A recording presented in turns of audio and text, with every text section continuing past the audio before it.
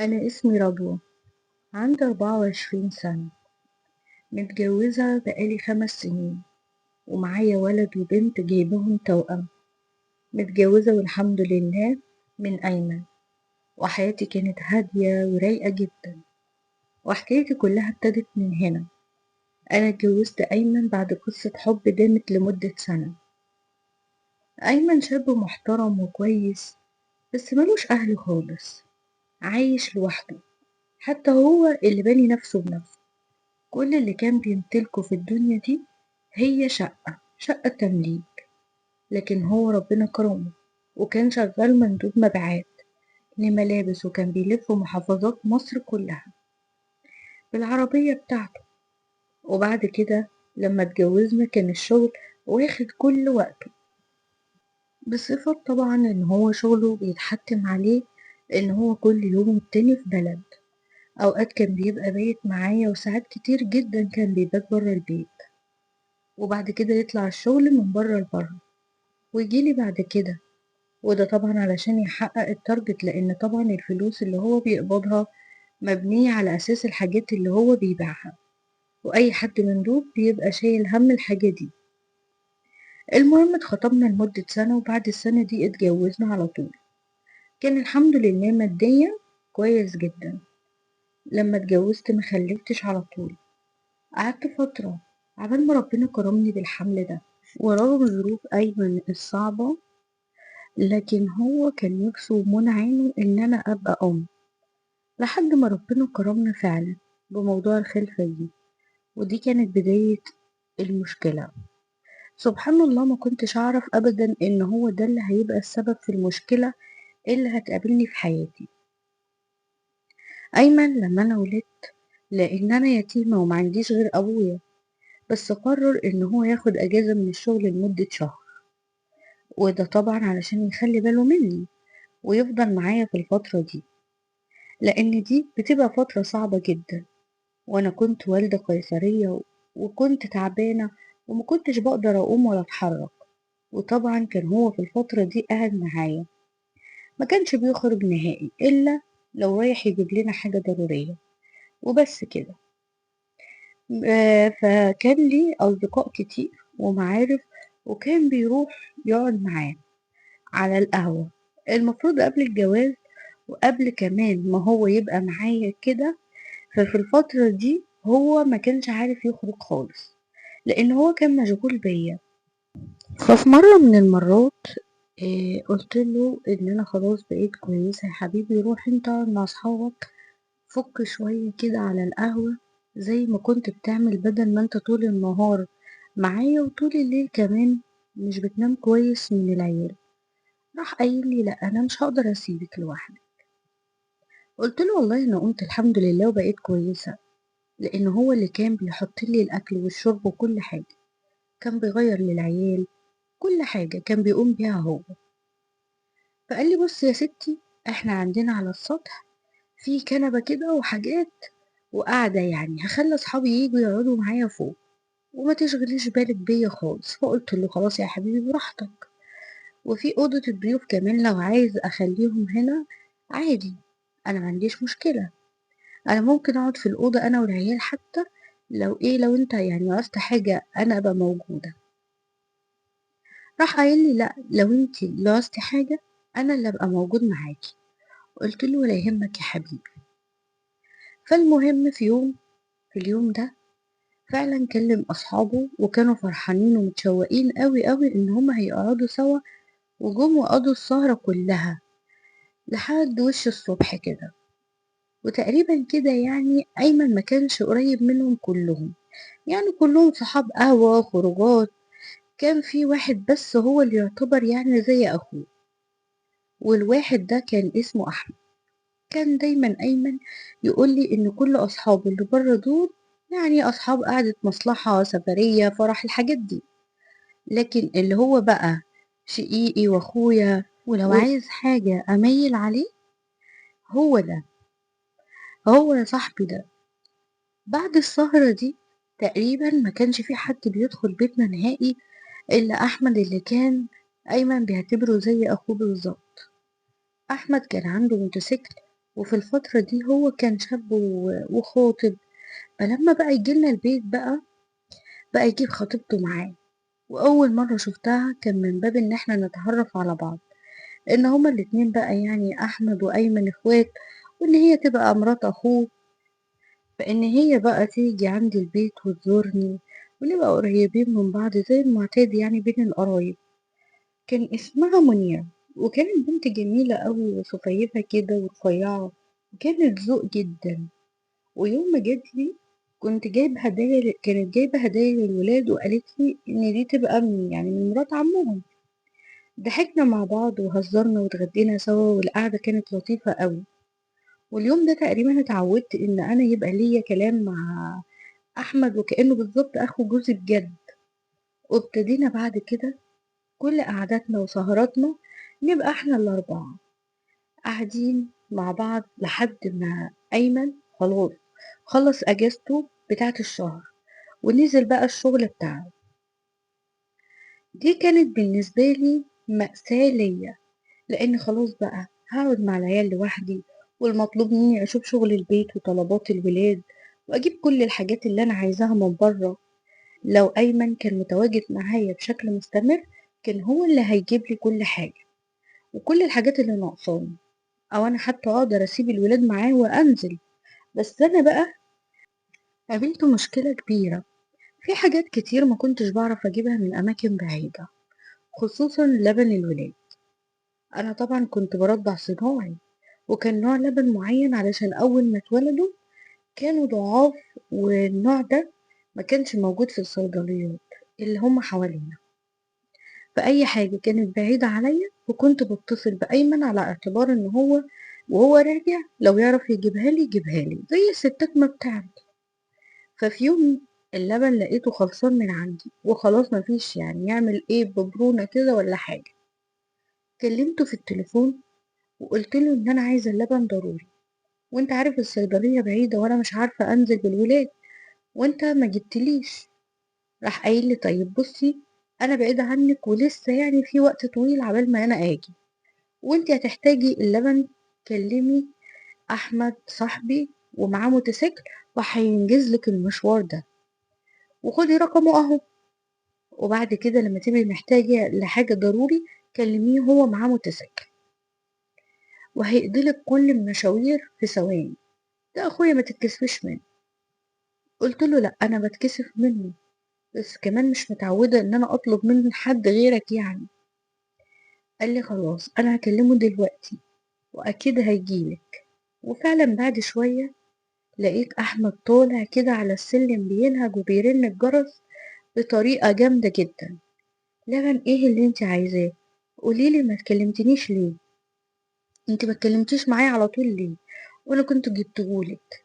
ليه بتكلمي ايمن وهو يعني مش فاضي في شغله، واحنا زي الاخوات بالظبط، ومفيش ما بينا فرق، وانا عايزك تعتبريني اخو ايمن شقيقه بجد. قلت له والله انا بعتبرك كده فعلا، بس حتى لو انت اخوه اكيد انا هكلم جوزي واخدت الموضوع بهزار. دخلت جبت له الاسم بتاع اللبن ورحت عطيهوله، وفعلا بعد شوية لقيته جايبهولي وجايب اللبن. ومن اليوم ده بقى احمد اتعود ان هو يا اما يتصل بيا كل يوم يسألني لو محتاجة حاجة للبيت، يا اما يعدي عليا. لو هو قريب مني يطلع يخبط عليا ويشوفني لو محتاجة اي حاجة، بس ما كانش بيدخل، كان من على الباب كل ده يعني، وكان بيمشي على طول. طبعا الحاجات دي والاحتكاكات الكتيرة دي خلتني بقيت جريئة مع أحمد وهو كمان. بس أنا في الفترة دي كنت دايما بتصل بخطيبته يعني، هو بالنسبة لي حد كده كأنه من عيلة جوزي بالظبط. لحد ما في يوم لقيت أيمن جاي، ويعني قضى معايا وقت لطيف كده ولذيذ، وقعدنا مع بعض قعدة حلوة كده. ولقيته في الآخر بيقولي أنا عايزة أقولك على خبر وحش. فأنا اتخضيت قوي، قلت له خبر وحش؟ خير في ايه؟ قال لي بصراحة كده في كوليكشن جديد نازل السوق، وانا عايز اكون اول واحد اقوم بتوزيعه يعني. قلت له يعني ايه؟ قال لي يعني هاخد أسبوع لفة على المحافظات اللي أنا بروح فيها دي، بروح لها، وكل محافظة هبات فيها يوم بالعربية، ومعايا اللي يعني أكتر من حد شغال وكده، علشان عايز أكون أنا أول واحد منزل الشغل علشان التارجت بتاعي. قلت له ربنا يقويك يا حبيبي ويقويك علينا، أنا عارفة إن أنت بتتعب وبتشقى وكل ده علشاننا إحنا. قال لي بس أنا مش عايزك تزعلي ولا تضايقي نفسك. قلت له لا ما تقلقش عليا، مراتك بميت راجل. قال لي لو عوزتي أي حاجة، قلت له من غير ما تقول هكلم أحمد وهو هيجيبها لي. قال لي الله ينور عليكي، قلت له ماشي. وفعلا سافر وظبطت له الشنطة بتاعته زي ما طلب مني وكده، وسافر وتوكل على الله. بعديها مفيش يومين بالظبط قبل ما الأسبوع يخلص بكتير كمان، وأنا في المطبخ لقيت حاجة طرشقت كده، ولقيت المية غرقت الدنيا. المية دي كانت جاتلي منين، الماسورة ولا ايه؟ ما بقتش عارفة اعمل اي حاجة، واتخضيت من منظر الشقة. يا ربي، بقيت ابص على الشقة والسجاد كله مليان مية، ومش عارفة اعمل ايه. انا مش عارفة، انا كسرت ماسورة ولا عملت ايه بالظبط، مش فاهمة.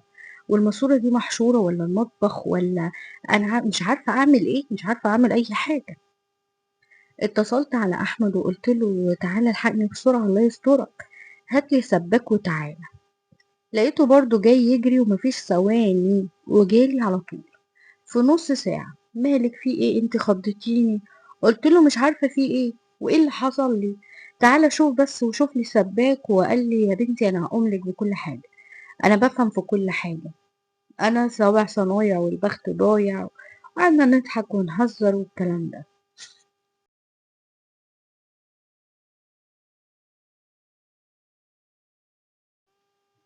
قلت له ادخل ياكش تفلح.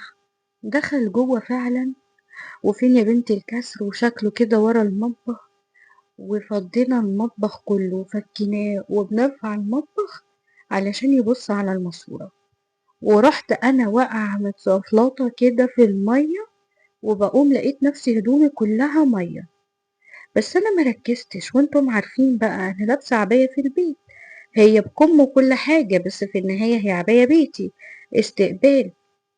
لقيتها بقت ماسكة عليا ومفصلة جسمي كله.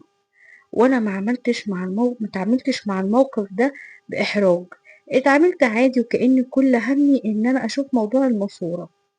كملت الحوار عادي معاه، فبقول له بص على الماسورة والكسر فين. لقيت احمد متنح لي كده وبيفصل جسمي حتة حتة. نظراته ليا وطريقته في الكلام وصوته حتى اتغير وهو واقف قدامي. انا اول مره اقعد معاه، مش اول مره اقعد معاه، ومش اول مره يجيلي البيت ولا اي حاجه من دي. فاستغربت، فقعدت اقول له يا ابني ايه، خلينا في اللي احنا فيه.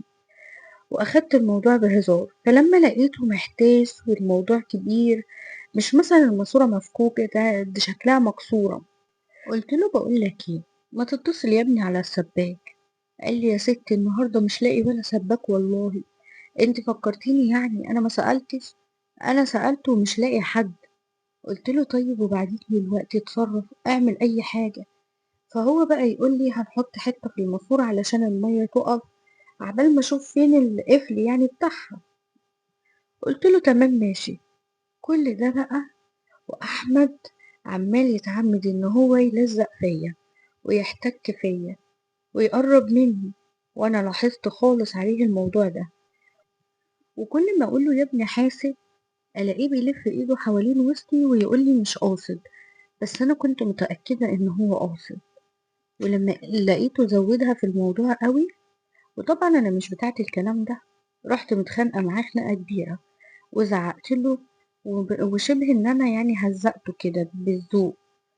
فساعتها هو لقيته بيقول لي ان هو هيشوف القفل بتاع الماسورة منين الاساسي يعني، او المحبس او كده، وبعد كده نزل والمية اتقطعت. ساعتها انا عرفت ان هو عمل كده. رحت شايلة بسرعة الحاجة ومظبطة الدنيا، وحطيت السجاد يتصفى في الحمام، وقلت هنشوره بعد كده. وسيقت الشقة كلها، وطبعا أحمد في الوقت ده بعد ما نزل ما طلعش تاني ولا جه حتى يطمن على الماسورة ولا جاب لي سباك ولا أي حاجة. وأنا ساعتها قلت يبقى أكيد هو كان قاصد إن هو يحط إيده عليا، ولما لقاني فهمت وزعقت له راح ساحب نفسه بالذوق. وقعدت أفكر بقى أكلم أيمن وأقول له ولا بلاش. وفي وسط ما أنا قاعدة كده بتفرج على التلفزيون وعمالة أفكر لقيت اتصال منه. بصراحة ما كنتش عايزة أرد عليه، بس في الآخر رديت ولقيته بيقولي إن أنا آسف والله وغصب عني واعذريني، انت عارفة إن أنا عازب وبصراحة انت جاذبيتك شدتني. أنا أول مرة أحس بكده ناحية واحدة، رغم إن انت يعني مرات أقرب واحد ليا وزي أختي والله العظيم. عمري ما اتعاملت معاكي بطريقة تانية، بس مش عارف بصراحة ايه اللي حصل. يا ريت ما تزعليش مني وما تاخديش مني موقف واعتبري اللي حصل ده كأنه ما حصلش وما تقوليش لجوزك علشان ما يزعلش ويشيل مني. فأنا ساعتها قدرت بصراحة اللي هو حس بكده وحس بغلطه. قلت له خلاص حصل خير، وانت برضو زي اخويا. وقلبت الكلام برضو كنوع من الهزار وقلت له يا عم ايه جاذبيتك وشدتيني، انت عبيط ولا ايه؟ ده انت مراتك زي القمر. اقل كده في الكلام، ده انت مراتك دي اجمل مني بمراحل. قعد يقول لي لأ بجد، أنا مش باضحك عليكِ والله، أنتِ في حاجة شدّتني فيكِ، مش عارف إيه هي، ما أنا على طول كنت باقعد مع خطيبتي وعمري ده ما حصل لي. قُلت له باقول لك إيه بقى، اخلص وانسى الموضوع ده خلاص، بلاش تخش في الكلام ده، علشان كده أنت هتقول كلام غلط وأنا مش عايزة أنا وأنت نقول مع بعض كلام غلط. غيّرت الموضوع معاه وطلبت منه إن هو يجيب لي سباك وييجي تاني يوم الصبح علشان نصلّح موضوع الماسورة ده. علشان مش هينفع أقعد كده من غير مَيّة. فهو طبعًا كان مُحرَج، فقال لي: "خلاص أنا هاشوف سبّاك، بس هابعته لِك ومش هاجي معاه." قُلت له: "لأ، ده أنت عبيط والّا إيه؟ أنا جوزي مش هنا، لازم أنت تيجي معاه، أنت عايز تسيبني مع راجل ما أعرفوش، لكن أنت على الأقل أنا عارفاك." قال لي: "خلاص ماشي." اتفقنا وجه فعلًا تاني يوم، وجاب لي السبّاك معاه وصلّحه، وعملت لهم فطار و وفطروا وشربوا الشاي، والسباك خلاص مشي وحاسبناه وكل حاجة. فلقيت أحمد في الوقت ده هيمشي، فأنا بصيت للعيال والمنظر ومنظر المطبخ والمطبخ اللي عايز يتركب أصلا، الدنيا حوالين مني، فكنت خايفة. فقلت له ايه ده يا أحمد، انت هتمشي وتسيبني وأنا عاملة كده؟ قال لي أمال يعني عايزة ايه؟ قلت له أمال مين اللي هيحط لي المطبخ ده في مكانه؟ أنا عايزة أنضف المطبخ، هنضفه ازاي بالمنظر ده؟ قال لي بس الأسمنت لسه طري، يعني ما انتي لازم تستني، انتي لو حطيتي الأسمنت كده ممكن تبوظي الدنيا، انتي حرة. قلت له طيب يعني خلاص ماشي استنى شوية. قال لي تستني ساعتين. قلت له ماشي. قال لي خلاص أنا هروح مشوار كده، هظبط حاجة وارجع لك بعد شوية وهركب لك البتاع ده المطبخ ويكون ايه ده نشف الأسمنت. قلت له خلاص ماشي، وفضلت قاعدة مع العيال عبال ما هو ما يجي، بس هو اتأخر وجه تقريبا بعد العشا كده، ولقيته بيخبط على الباب من غير ما يتصل. ولما فتحت له قال لي معلش والله ده واحد صاحبي كان عنده ظروف اتأخرت عليكي، وقلت وانا معدي اجي اعرفك علشان انا هجيلك الصبح نركب المطبخ. فبصيت له كده باستغراب وقلت له ايه ده، هو انت عايزني اسيب المطبخ زبالة كده لحد بكرة الصبح؟ تعالى يا عم ارفعهولي، ده مش هياخد دقيقة اصلا. قال لي خلاص ماشي. فأنا باتكلم معاه عادي وباقول له ده أنا هانفّض وهافضل سهرانة بقى بالمرّة كده أنضّف طالما كده أنا قاعدة. قال لي يالّا يا ستي بينا، وفعلًا دخلنا علشان نعلّق المطبخ، وعلّقنا المطبخ وخلاص خلّصنا. ويا دوبك طالعة من المطبخ ولقيت عيالي صحيوا وبيعيّطوا كمان، فأنا مش عارفة أعمل إيه والاتنين بقى معايا مش عارفة. فلقيت أحمد عمّال يلاعبهم وبيهزر معاهم زي ما هو متعوّد يلاعبهم كده. فأنا أخدت الموضوع بضحك وقُلت له: "أيوه أنت مش هتسيبني النهارده، أنت مش هتسيبني غير لمّا أنضّف الشقة، أنت تقعد كده مع العيال تقعد تلاعبهم وتهزر معاهم عقبال ما أنا أخلّص." قال لي: "والله العظيم أنتِ رايقة." اقعد فين بس يا ستي انت عايزة؟ يعني انا عايز اروح. قلت له لا والله ابدا، انت العيال بيحبوك قوي، اقعد كده لعبهم والعب معاهم نص ساعة بس ألم الدنيا. يعني انت عاجبك المنظر الزبالة اللي انا قاعدة فيه ده؟ عايزني افضل قاعدة كده لحد بكرة الصبح؟ قال لي خلاص يا ستي بس نص ساعة، نص ساعة وبس. قلت له ماشي نص ساعة ما تقلقش والله. قال لي انا عارف ان اصلا ان مفيش ست بتخلص تنظيف يعني في نص ساعة، انتوا كلكم بتقولوا كده وخلاص، يا رب بقى ما تفضليش يعني حطاني كده لحد وش الصبح. قلت له لا ابدا ما تقلقش. دخلت فعلا بسرعة وبقيت عايزة أعمل كل حاجة بسرعة علشان أنجز نفسي، وكل شوية أبص عليه ألاقيه هو بيلعب مع عيني. رضعنا العيال وقعدت كملت الحاجة، وفعلا علشان خلصت ببص كده لقيت العيال بدأوا إن هما يناموا جنبه. وبقيت فرحانة ومطمنة وكأن في كده حاجات فوق الدولاب بتاع أوضة النوم عايزة أنزلها علشان خاطر فيها حاجات أدوات للمطبخ. فأنا واقفة مش عارفة أجيبها ازاي علشان أنا قصيرة فأحمد طويل قوي. قلت له بالله عليك تعالى هاتلي الشنطة دي من فوق علشان انت طويل. قال لي طويل ايه بس يا بنتي الدولاب عالي قوي. قلت له اه، انت لما تقف على حاجة زي كده هتطولها، انت اطول مني، انما انا مش ملكاها كويس، واقفة على الكومودينو مكاني. وفعلا نزل الشنطة وهو بيديهاني، لقيته بيبصلي كده بصة غريبة وزي ما يكون عايز يقولي حاجة، وبيمسك ايدي ويثبت عليها قوي كده وهو بيديهالي. فانا رحت شادة الشنطة منه كده خطف يعني كده، ورحت متلهوجة كده في الكلام، ورحت قلت له خلاص بقى روح نام انت علشان انا اخرتك معايا قوي النهارده. وفي لحظات مش عارفة ايه اللي حصل، هو بقى اللي قاصد يقع فوق مني ولا ايه، لقيته وقع فوق مني كده من على الكومودينو، وساعتها بقيت انا تحت وهو فوق مني. اتفزعت وسحبت نفسي بسرعة وقلت له انا اسفة انا غلطانة، انا اللي ندهت عليك، انا ما كانش المفروض ان انا انده عليك ولا ان انا اعمل كده، معلش انت روح انت دلوقتي علشان تعبتك معايا. ومش عارفة اشكرك ازاي على اليوم الطويل ده. وساعتها حسيت بالذنب الرهيب ان انا ازاي عملت كل الحاجات دي واتعاملت معاه عادي بعد اليوم اللي حصل، اليوم اللي قبله. بس لقيته وهو بيلف كده وماشي طالع من باب الأوضة، وده اللي أنا كنت مفكراه. بس اللي حصل إن أحمد وقف على باب الأوضة ورجع تاني، قفل الباب ورجع عليا زي المجنون، قعد يقرب مني وهو ملهوف. وأنا أقوله في إيه يا ابني، أنت اتعبطت ولا أنت اتجننت ولا إيه؟ قال لي أيوه، خلاص بقيت مجنون بيكي، أنا مش هقدر أنسى شكل جسمك وأنت غرقانة في المية، مش عارف أنام، مش عارف أنام من يومها، سامحيني بجد علشان أنا تعبانة ومش قادر.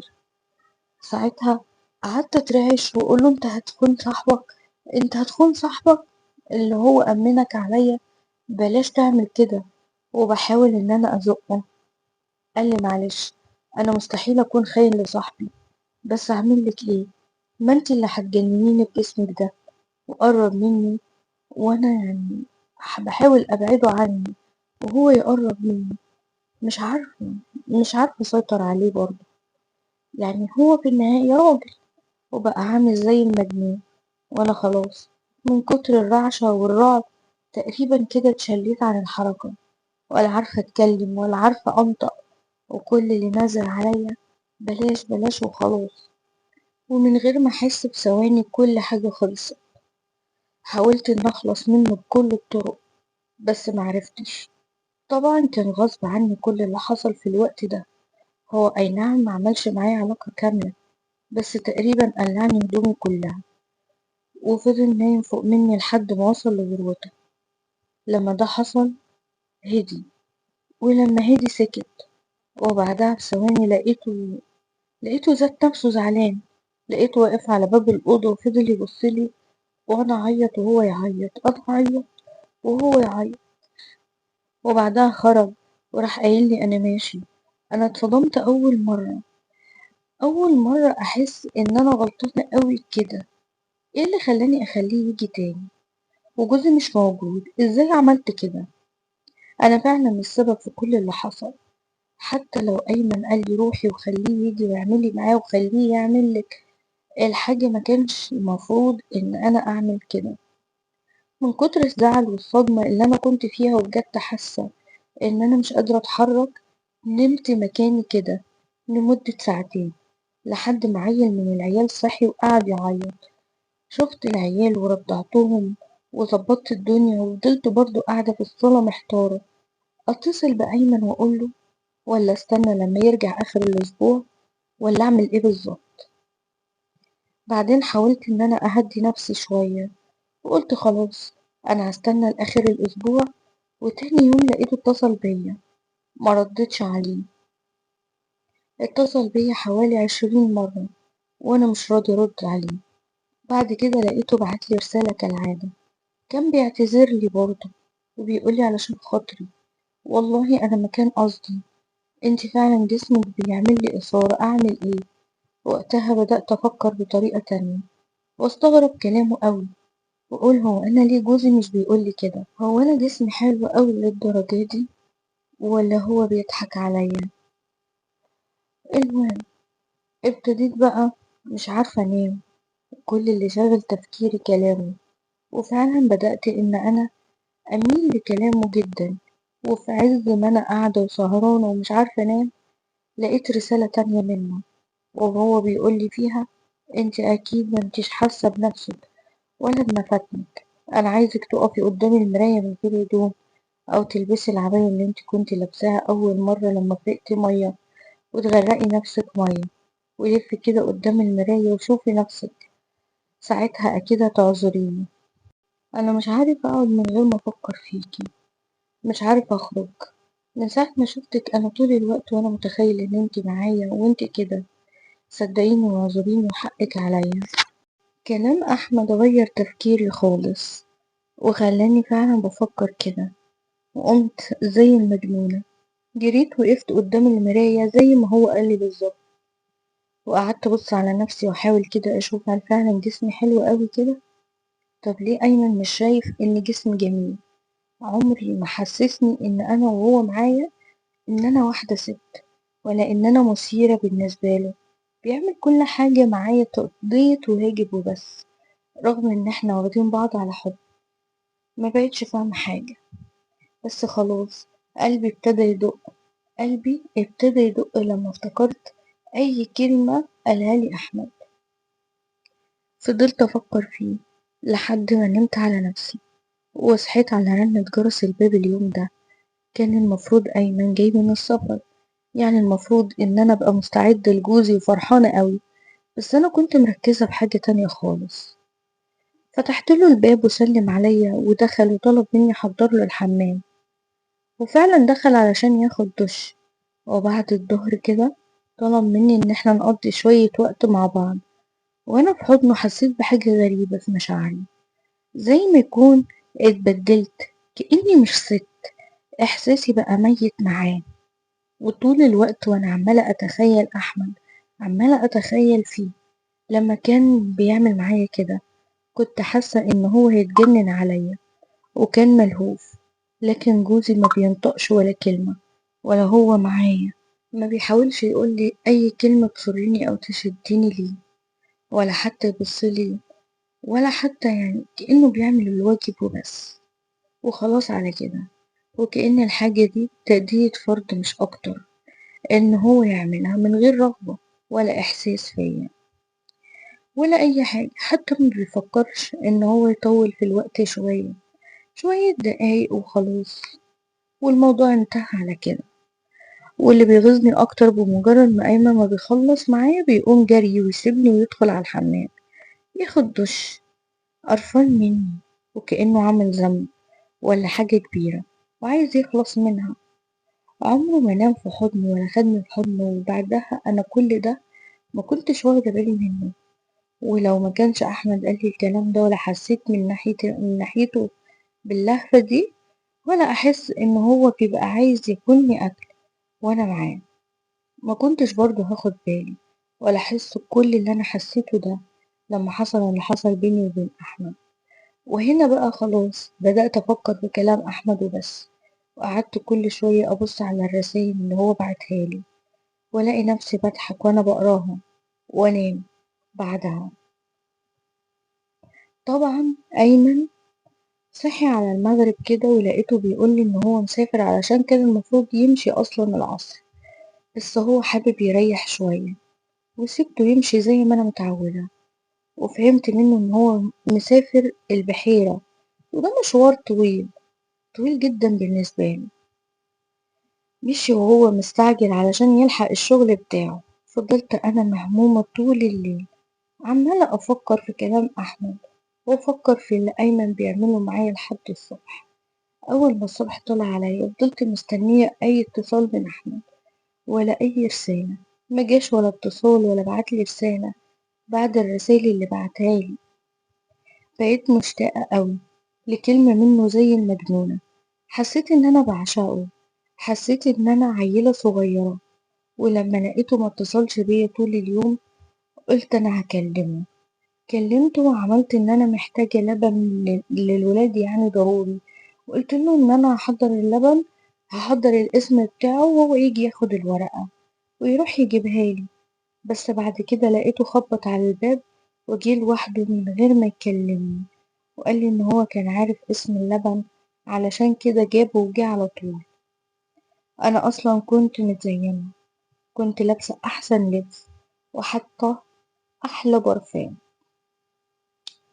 كنت مستنياه على نار، كنت قاعدة مستنياه بس إن هو يجي، لحد ما لقيته اتصل عليا وبيقولي إن هو خلاص داخل عليا. وفي الشوية دول رحت بسرعة وقفت قدام المراية علشان أشوف نفسي. أنا كنت متعمدة إن أنا ألبس خفيف وأبين كل مفاتني، وكل ده اتأكدت منه قبل ما أفتح الباب. دق الباب وجريت وفتحت له، ولقيته واقف بره. أول ما شافني لقيته بيقولي شفتي بقى، أهو أنا ما كنتش عايز أجي علشان كده، أصل انتي مش مصدقيني. أنا بشوفك إزاي؟ انتي ملكة، وأنا بصراحة ما بقدرش لما بشوفك.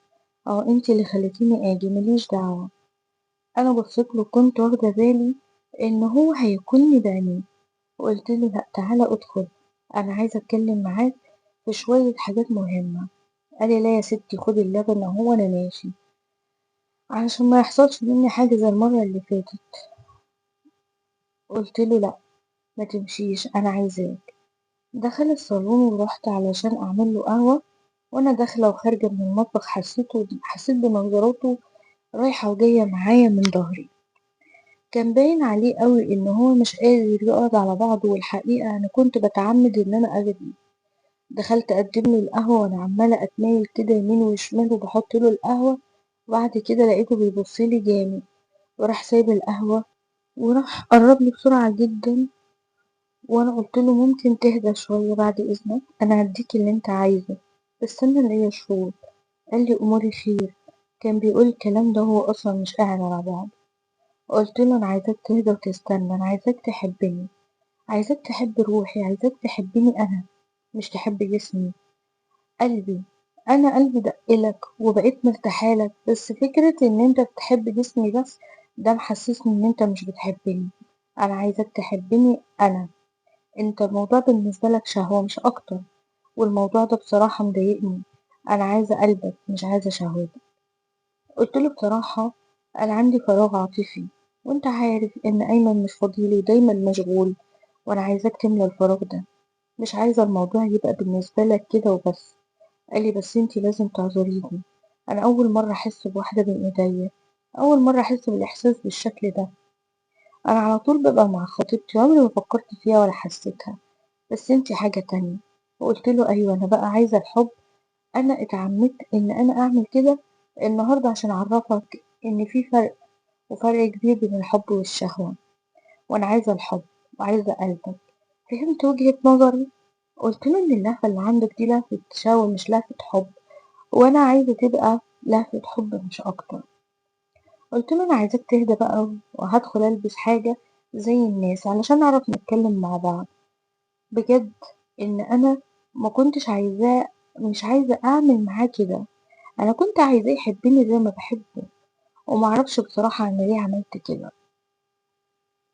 المهم دخلت علشان أغيّر هدومي وأنا مش مدية أي إخوانة أصلًا، ولا أحمد دخل عليَّ ماسك الموبايل بتاعه فتح عليَّ كاميرا وبيصورني وأنا باغيّر هدومي. وقتها اتجننت، قُلت له: "أنت اتجننت، إيه اللي أنت بتعمله ده؟ أنت بتصورني ليه، أنت مجنون والّا إيه؟" قال لي: "عمّالة تقولي لي أنا مش عايزة شهوة، أنا عايزة حُب و وأصل قلبِك وأصل ده حاجة ودي حاجة، وعمّالة ولا كإنِّك مُدرسة وأنا طالب عندِك، أنا بقى هاعمل اللي أنا عايزه، تقولي لجوزِك، تقولي للعالم كُلّه، لو ما عملتيش اللي أنا عايزه والله لافضحِك فضيحة كبيرة." كنت بازعّق وباشتم، وبعد كده هدّيت نفسي وقتها.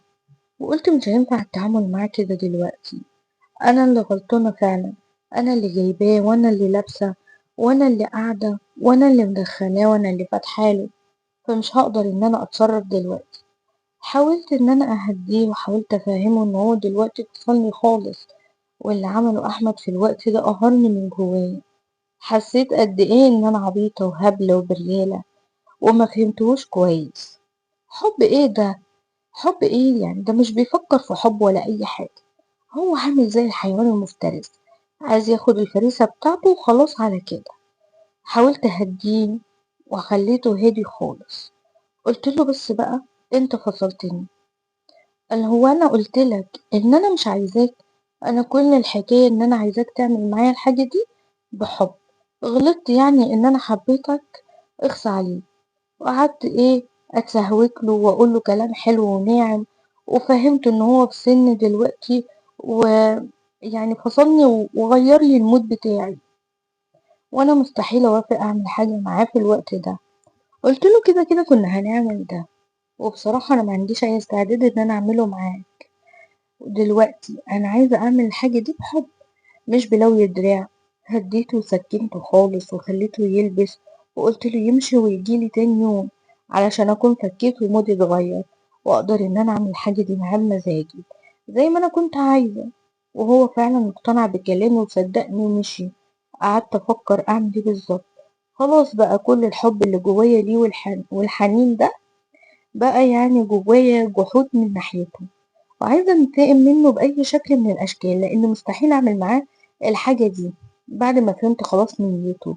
ده صورني وعايز يفضحني. أهم حاجة دلوقتي إن أنا أخد منه الفيديو، وفي نفس الوقت أحافظ على نفسي لأن أنا بضعف قصاده، ممكن مقدرش، خصوصا إن هو بيبقى بجد عامل زي الحيوان. وقتها قعدت أفكر في حاجات كتير لحد ما جاتلي فكرة انتقام جامدة جدا، فكرة هتخليني أخلص من الموضوع ده تماما وأنهي بقى الموضوع ده ويدار مدخل بشر. رحت على المطبخ وقعدت أسحب المطبخ تاني، كنت بحاول أعمل نفس الكسر اللي حصل علشان أجيبه، وأنا عارفة ومتأكدة إنه برضه هو هيجي من غير ما يجيب السباك. عملت كده فعلا الصبح واتصلت عليه، قلت له الحقني اتصرف بسرعة الماسورة اتكسرت تاني، اتصرف وشوف لي سباك ولا أي حاجة. وفعلا هو عمل زي ما أنا شكيت وجه من غير ما يجيب لي السباك. بس قبل ما يجي أنا كنت عمالة أفكر أجيب سلك الكهرباء أحطه في المية وأخليه كهرباء أول ما يدخل ويموت. بس خفت ساعتها، قلت هيبقى فيها سين وجيم وكلام كتير. قلت خلاص هجيب صابون سائل كتير جدا من بتاع المواعين ده وحطيته على الأرض، وكان كل هم إن أنا عايزاه يتزحلق ويقع في قلب الأرض والمية، وكنت عايزاه يقع واخد منه التليفون بأي شكل وهو واقع، أو حتى التليفون يبوظ من المية، مش عارفة. أنا كان تفكيري مشوش، بس وقتها كنت شايفة إن دي فكرة جهنمية. وفعلا أول ما دخل على جوه ويدوبك بيسحب في المطبخ وراح متزفلط في الصابون ووقع وغرق هو وهدومه ومية والصابون والتليفون كمان. فرحت فرحت ووطيت عليه كده بسرعة على أساس إن أنا أقومه يعني، وكان كل همي إن أنا أخد التليفون، إن شاء الله حتى أكسره أبوظه أنقعه في المية أعمل أي حاجة. بس أنا كمان وقعت في الصابون اللي أنا حطاه، وقعت، وهو طبعا كان مفكر ان انا واخدة الموضوع هزار ومغرمة بيه بقى، وبقينا احنا الاتنين بنتقلب كده في المية لحد ما هدومه كلها بقت مية، ونسي نفسه. وانا كنت كل همي ان انا احط ايدي في جيبه. سبته يقرب مني، وسبته يبقى قريب، ويحاول ان هو كمان يتعامل معايا، ومفكر ان انا بهزر معاه وفرحانة بيه وبحضنه زي ما هو بيحضني. بس انا كنت عايزة امسك التليفون. فعلا عرفت اخد التليفون منه، وهو مش حاسس بأي حاجة.